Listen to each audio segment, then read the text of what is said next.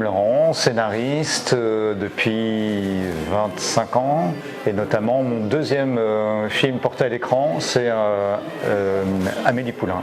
Voilà, donc on est là un petit peu comme à la maison, et c'est une chance énorme évidemment pour moi parce que, étant complètement autodidacte, j'ai commencé ce métier sans connaître personne, un petit peu en tâtonnant, et personne ne me connaissait, et du jour au lendemain, après Amélie, évidemment, tout le monde voulait travailler avec moi, ce qui m'a donné surtout le luxe de pouvoir toujours aller vers ce qui me plaisait, m'intéressait. Voilà. Et aujourd'hui, c'est un métier qui devient assez difficile parce que on perd de la liberté, les choses sont de plus en plus formatées. On a un métier assez difficile, qui est passionnant, et voilà, où on a du mal à être reconnu, du mal à être payé, on a du mal à avoir un statut.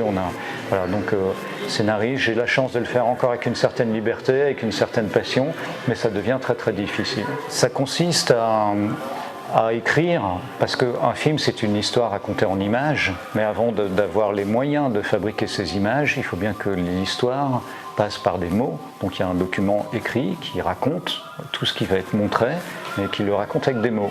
Et ça, c'est le travail du scénariste. Soit il est l'auteur de cette étape complètement, soit il écrit déjà pour un réalisateur qui sait ce qu'il va raconter, ou il écrit avec le réalisateur. Mais c'est une bonne question, un débat intéressant, parce que dans à peu près tous les pays du monde qui ont une certaine culture de cinéma, le scénariste est considéré comme aussi l'auteur du film. Il est soit l'auteur, soit au moins co-auteur, et enfin il a le statut d'auteur. Alors qu'en France, un problème se passe qui fait que le réalisateur est reconnu comme l'auteur et jamais le scénariste. La partie la plus dure de notre métier, qui demande le plus de temps, d'investissement, d'inventer les personnages, et qui prend des mois, parfois une année, voire plus, c'est le moment où on est le moins bien payé. Avant la nouvelle vague, les scénaristes n'étaient pas tellement plus connus, mais ils avaient beaucoup plus de pouvoir, et notamment souvent les films se faisaient parce qu'un producteur venait voir un scénariste, et puis disait tiens, j'ai une idée pour Gabin par exemple, et du coup on faisait un film pour Gabin, et c'était écrit, et le réalisateur arrivait dans un deuxième temps un petit peu plutôt comme un technicien de l'image, et n'avait du coup pas tellement le statut d'auteur, ce qui était injuste au demeurant. Mais la nouvelle vague a créé une sorte de putsch comme ça des réalisateurs pour dire mais nous ne sommes pas que des techniciens de l'image, nous sommes des auteurs.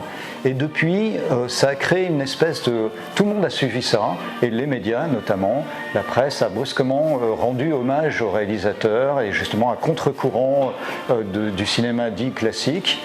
Et ça a été au détriment du statut d'auteur du scénariste. C'est-à-dire que le réalisateur devenant complètement l'auteur, on ne pouvait pas reconnaître au scénariste d'être aussi l'auteur.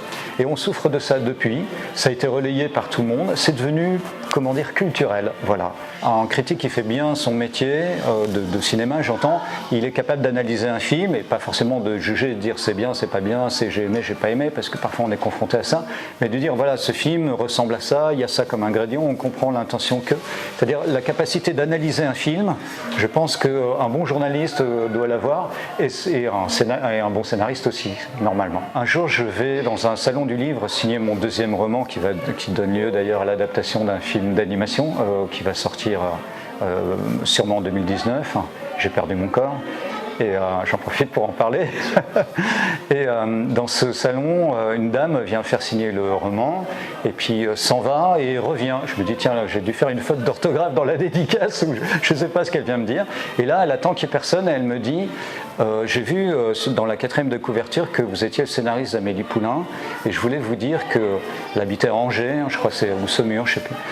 Et elle me dit, le jour où le film est sorti, je sortais d'un examen médical, et j'ai appris que j'avais un cancer, pas gentil, pas pris très tôt, et je ne savais pas comment l'annoncer à mon mari, à mes enfants.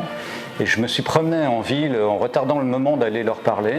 Et je suis passé devant un cinéma où il y avait un film dont j'avais jamais entendu parler, qui s'appelait Amélie Poulain, qui était à l'affiche. L'horaire coïncidait.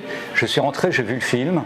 Elle me dit, eh bien, je peux vous dire que quand je suis sorti, non seulement par là, mon mari et mes enfants n'étaient pas un problème, mais je savais que j'allais guérir.